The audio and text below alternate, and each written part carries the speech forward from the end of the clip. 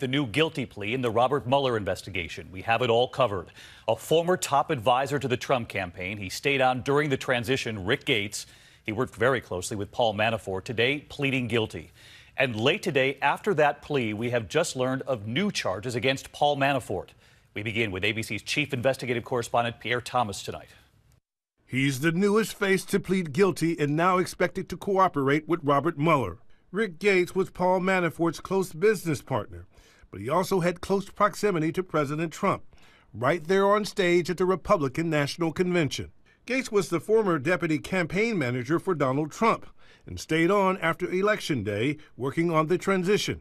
In court today, Rick Gates pleading guilty to 2 felonies. With no apparent family or close friends in the room, Gates wore a suit, remained calm during the proceedings, and hints he wants a life with his children. At one point underscoring his decision by telling the judge, "I'm 45 years old, Your Honor." After the inauguration, he took a top position with a super PAC promoting President Trump's agenda, an insider who might know secrets within Trump world. And tonight, Paul Manafort reacting while under indictment himself, now clearly angered by his colleague's decision. "I continue to maintain my innocence. I had hoped and expected my business colleague would have had the strength to continue the battle to prove our innocence. For reasons yet to surface, he chose to do otherwise."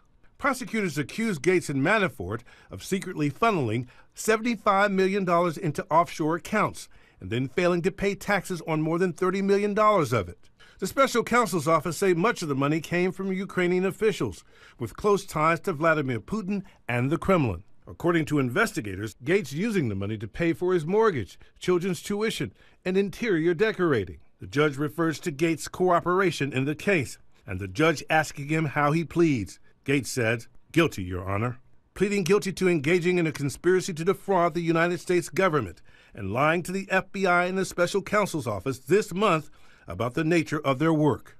Gates could have faced more than 20 years in prison until his plea, now writing a letter to his family and close friends about his decision. The consequence is public humiliation, which at this moment seems like a small price to pay for what our children would have to endure otherwise. The maximum time he now faces is between 4 and 6 years, and possibly a further reduction based on his cooperation. And Pierre Thomas with us live tonight from Washington. And Pierre, the special counsel doesn't agree to these plea deals unless he has a very good idea of what he's getting. That's right, David. The special counsel would never agree to such a deal without knowing exactly what he's going to get from Rick Gates.